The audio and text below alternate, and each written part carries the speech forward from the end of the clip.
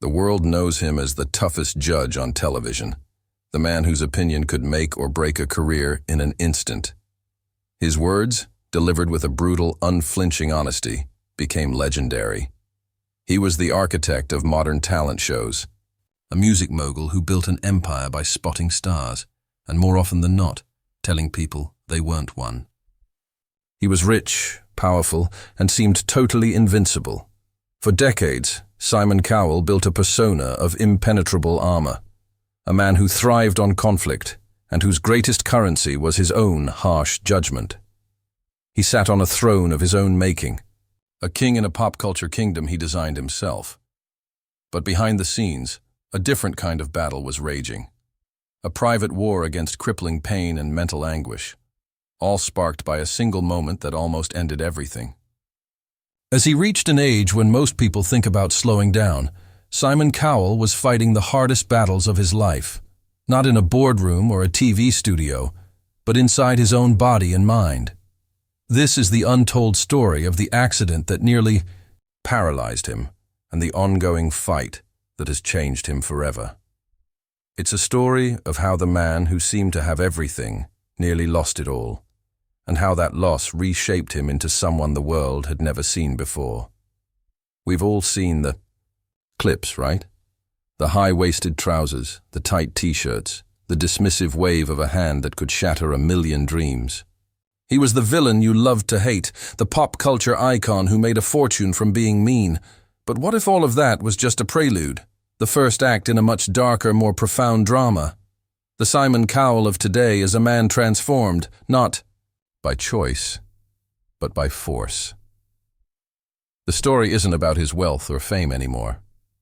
It's about a 6-hour surgery, a metal rod in his spine, and the terrifying realization that his life was hanging by a thread.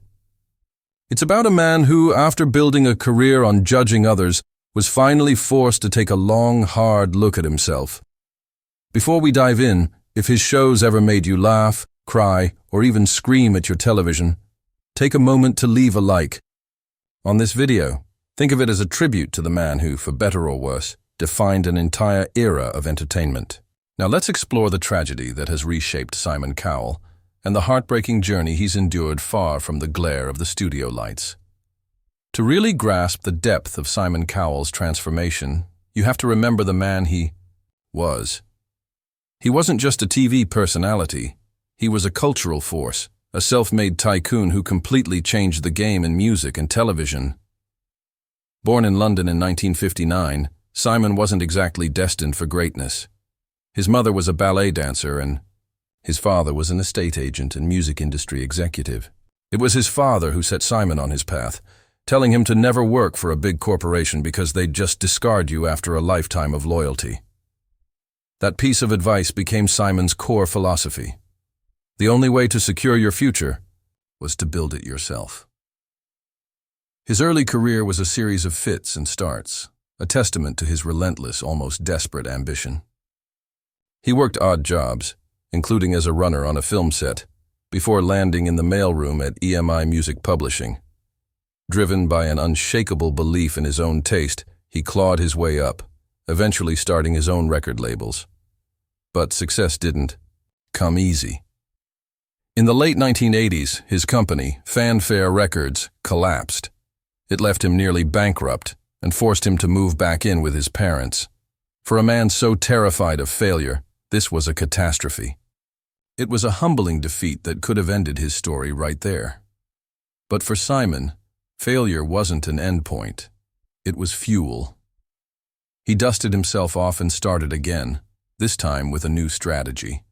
He found a niche creating novelty records, hits, with TV puppets and Power Rangers, songs that critics hated but the public couldn't get enough of. He was proving he knew what people wanted, even if they didn't know it themselves. This was the foundation of the Cowell empire, an unapologetic embrace of pop culture and a complete disregard for the opinions of the elite. Then came the 2000s, and with them, Pop Idol in the UK, followed by its global behemoth of a sibling, American Idol. This is where the world met the Simon Cowell persona. The show's format was brilliant, but he was its dark heart. While other judges offered gentle encouragement, Simon delivered verdicts with surgical precision and zero anesthetic. He told people they sounded like they were drowning, that their friends and family had lied to them, and that they should give up their dreams immediately. He was Mr. Nasty, the villain of television, and the public couldn't get enough. He wasn't just a judge. He was the voice of the audience at home, saying the quiet part out loud. His signature phrase, "I don't mean to be rude, but," became a cultural catchphrase, the prelude to a verbal takedown that was as entertaining as it was excruciating. He built a brand on being brutally honest, and that brand made him a global superstar. He followed this up with The X Factor and Britain's Got Talent, creating formats that sold around the world and made him one of the most powerful men in entertainment. His personal life reflected this larger-than-life persona. He was a perennial bachelor, famously dating a string of beautiful women and living a life of yachts, private jets, and lavish homes.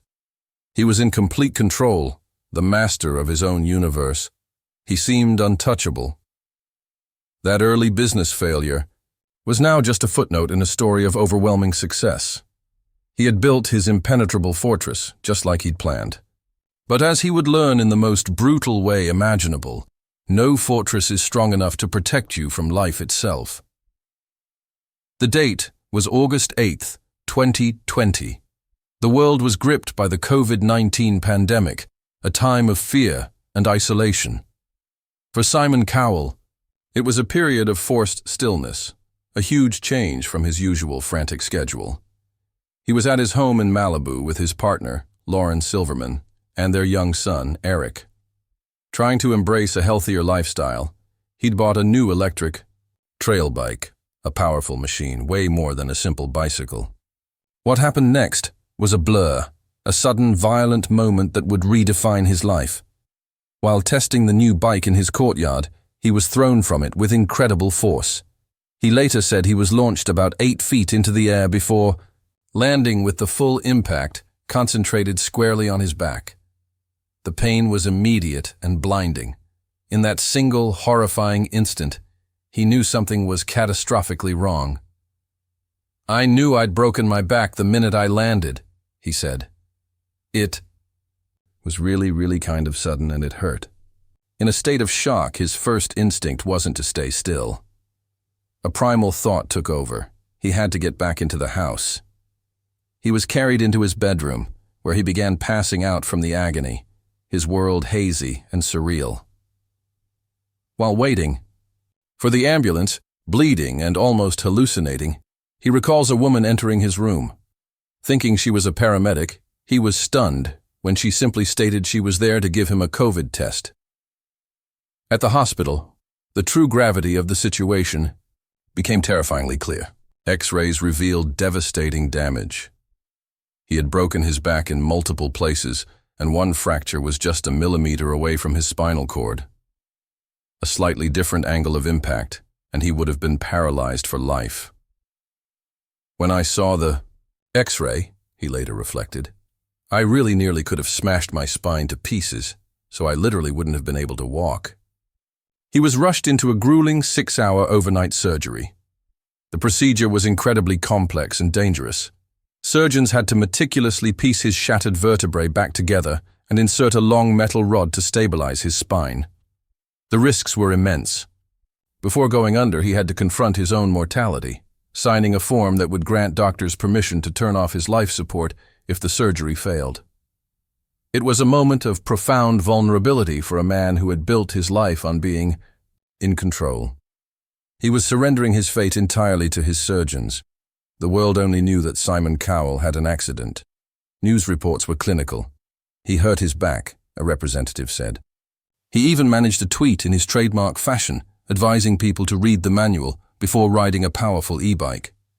But behind this understated public facade was a terrifying reality. He had come within a whisper of a life-altering injury.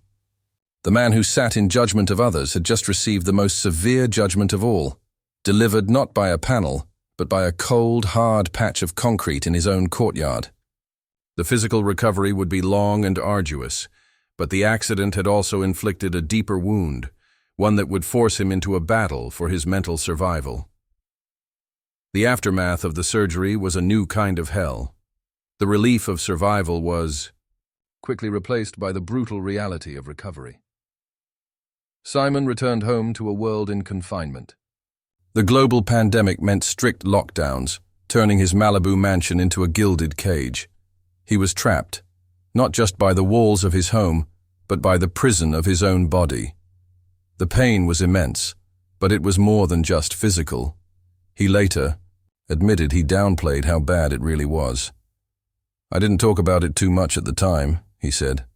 "I kept a lot back. It was a lot worse than people thought. I had a lot of long-term nerve damage as well. This nerve damage was a persistent, tormenting presence." Months after the injury, he tried to do something as simple as kicking a football with his son Eric at a fun fair. The attempt sent searing agony through his body. The simple joys of fatherhood were now fraught with pain, a stark reminder that, while he'd escaped paralysis, his body was fundamentally scarred. This physical struggle was compounded by an insidious mental battle. The pandemic became a crucible of fear for Simon. He confessed to being so scared about COVID, terrified of contracting the virus and passing it to his family. This fear became an obsession. He tested himself over 100 times, his mind caught in a loop of anxiety. He described the period as overwhelming. "I really did stop reading newspapers. I stopped watching the news. I found everything too overwhelming," he admitted. He had suffered from bouts of depression before, but this was different. The trauma from the accident, the chronic pain, and the profound isolation created a perfect storm. The man who projected unshakable confidence was crumbling from the inside. He was lost. It was in this state of quiet desperation that Simon Cowell did something he had never done before. He sought therapy. He'd always seen it as something over the top, but spurred on by a friend, he took the leap. "I sat down really embarrassed and I said, 'Look, I just don't know where to start,'" he recalled. But within minutes, that embarrassment dissolved. It was as if I'd known the therapist for 10, 20 years. You realize you're talking to a professional, and they don't judge you. They listen to you. Therapy became a turning point, something he says he should have done 20 years earlier. It was like a weight has lifted off my shoulders. He began to unpack decades of self-imposed pressure. His therapist asked a question that struck at the heart of his identity. "Do you consider your best work to be the highest-rated thing you've ever done?" This forced Simon to confront his obsession with being number one, and he made a conscious decision to change. He even banned his staff from sharing TV ratings with him, a small but monumental step. While this internal war was raging, his professional empire was also facing turmoil. Allegations surfaced from former contestants of his shows. One group of former X Factor acts prepared a multi-million-dollar lawsuit, alleging bullying, mistreatment, and neglect. They spoke of trauma and anxiety. Former contestant Katie Weissel also launched a civil case for personal injury, citing a lack of duty of care. While spokespeople for the show and Cowell's company stated that participant welfare was their #1 priority, the accusations painted a grim picture of the human cost of the reality TV machine he had created. His personal tragedy was mirrored by professional challenges, forcing him to confront not only his own mortality and mental health, but also the consequences of the world he had built. The Simon Cowell who emerged from this crucible was a different man. The transformation wasn't instant, but a gradual, profound shift. The razor-sharp edges of his public persona began to soften, revealing a vulnerability the world had never seen. He had been broken down, but in the process, he was being rebuilt. One of the most powerful catalysts for this change was his son, Eric. Recovering at home, embarrassed by the metal contraptions supporting his body, Simon worried about how his young son would see him. That fear vanished in a moment of pure, childlike innocence. Eric came into his room, looked at his father's scarred and braced body and said, "Dad, you look like Iron Man." That simple sentence reframed everything. It replaced weakness with strength. Simon said, "I went, yeah, I'm like Iron Man, yeah." And it was like the best thing he could have said. It allowed him to see his ordeal through his son's eyes, not as a tragedy, but as a battle survived. This moment was a sign of a much deeper shift. Fatherhood, which once seemed a distant concept for the career-obsessed bachelor, became his anchor. He had once admitted that after losing his parents, he never thought he'd feel that kind of profound love again. But then came his son, named after his father. "And then Eric kind of saved me," he explained, "because that love comes back 100 times more powerful." This new focus on family became his guide. The accident gave him something he'd never truly had. Time. "I never would have had this kind of time with Eric before," he reflected. The man who once lived on airplanes was now just home, being a dad. This experience was so profound that in 2021, the man famously known as one of Hollywood's most committed bachelors proposed to his partner, Lauren Silverman. His health became a central priority. The recovery forced him into a new regimen of self-care. "I'm healthier now than I was a year ago because of this back injury," he stated in 2021. He started walking miles every day, practiced Pilates to strengthen his back, and adopted a more balanced diet. He even got off the strong painkillers he was on, determined not to go down that path. Even his TV appearance reflected this new reality. Viewers noticed him wearing red-tinted glasses, not a fashion statement but a necessary tool to combat chronic migraines triggered by the intense studio lights. He even had to miss auditions because of the pain, a public admission of frailty the old Simon would have hidden at all costs. Perhaps the most startling part of his transformation is his own take on the accident. He has said, with shocking honesty, that he would go through it all again. Why? Because the accident forced him to confront how unhealthy his lifestyle had become. It was a brutal, life-threatening wake-up call that he believes ultimately saved him. He even joked, "If you want to feel healthier, break your back." It's a sentiment that speaks volumes.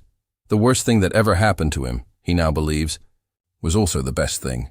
The armor was gone, replaced by an authentic strength forged in pain. The man who judged the world was finally at peace with himself. At 65, the story of Simon Cowell is no longer about record sales or TV ratings.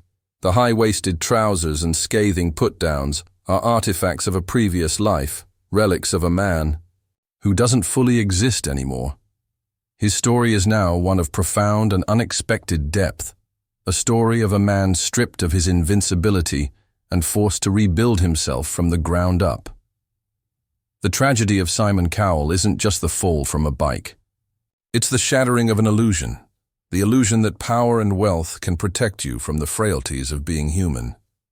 For decades, he was the architect of his own reality. But in an instant, he became subject to forces far beyond his control. Gravity, bone, nerve, and fear. His journey through crippling injury and debilitating anguish was a private war fought in the public eye. Yet what makes his story so compelling isn't just the struggle, but the outcome. He didn't just survive, he transformed. The mogul who obsessed over market share now prioritizes his mental health. The judge who built a career on being invulnerable now openly discusses his weaknesses. He has said that the accident, in a strange way, was worth it. It was the catastrophe needed to save him from himself. This is the ultimate paradox of his story. The tragedy wasn't his downfall, it was his redemption. It broke him, but in doing so, it opened him up to a more authentic, connected and fulfilling way of life. The king may have lost his throne, but the man found his soul.